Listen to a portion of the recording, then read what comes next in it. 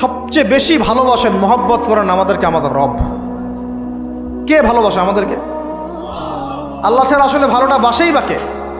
আমরা যে পবিত্র সম্পর্কে কথাও বললাম, এই যে স্বামী স্ত্রীর সম্পর্ক, স্বামী স্ত্রীর মধ্যে মহব্বত, পবিত্র সম্পর্ক, এটা হালাল, বৈধ।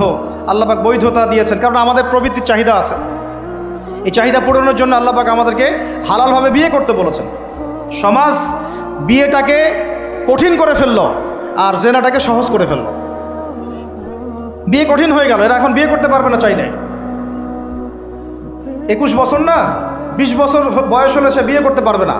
20 বছর একটা ছেলে আগামীকাল এই তথাকথিত ভালোবাসা দিবস পালন করতে পারবে, জেনা করতে পারবে। কেউ বলার কিছু নাই, কেউ বলার নাই, কেউ দেখার নাই, চলছে মানে এভাবেই চলছে।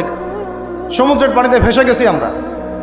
একটা মেয়ের বয়স 17 বছর, সে কালকে জেনা করবে।